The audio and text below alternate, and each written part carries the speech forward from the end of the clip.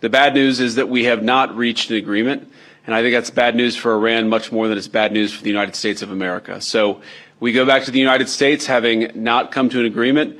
We've made very clear what our red lines are, what things we're willing to accommodate them on, and what things we're not willing to accommodate them on.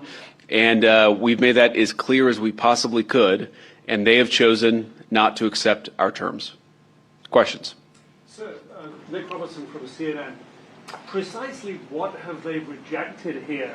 Can you help us understand it a little bit? Well, I won't go into all the details because I don't want to negotiate in public after we've negotiated for 21 hours in private.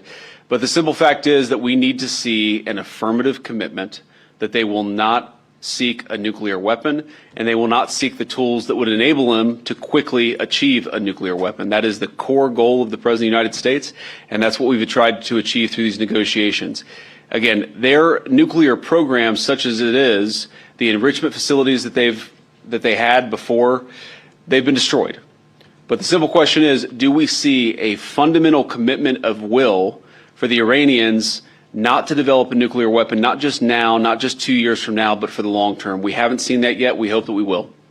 Jen. Was there a framework on anything? And also, did the Iranian frozen assets come up? And did you reach any conclusions on those frozen assets? We talked about all those issues, Jen, and we talked about a number of issues beyond that. And so certainly those things came up. But again, we just could not get to a situation where the Iranians were willing to accept our terms. I think that we were quite flexible. We were quite accommodating. The president told us, you need to come here in good faith and make your best effort to get a deal.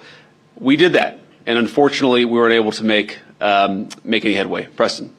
Mr. Vice President, how often did you communicate with President Trump throughout the negotiations? There were reports that there were multiple rounds where there were breaks in between negotiations. How often did you communicate with the president throughout those rounds, and what was he saying as you were going through these negotiations that you said fell short? Yeah, obviously we were talking to the president consistently. I don't know how many times we talked to him, a half dozen times, a dozen times over the past 21 hours. We obviously also talked to Admiral Cooper, to Pete, to Marco, to the entire national security team. We talked to Scott Bessent a number of times. So look, we were constantly in communication with the team because we were negotiating in good faith. And we leave here with a very simple proposal, a method of understanding that is our final and best offer. We'll see if the Iranians accept it. Thank you. Mr. Vice President, where does this leave the Strait of Hormuz? Did you going back to Prime Minister Netanyahu at all today? What about the Strait of Hormuz? Well, that was the US Vice President J.D. Vance making an important statement there. Well, he's gone on to say that there has not been any breakthrough in the talks with Iran. That's a very important statement coming in from the US right there. Remember that this comes after more than 21 hours of negotiations with Iran in Islamabad, Pakistan, which Pakistan was mediating. We're learning that there has not been any breakthrough and that the US side is expected to return back to the United States today after, in fact, having that discussion with Iran in Islamabad.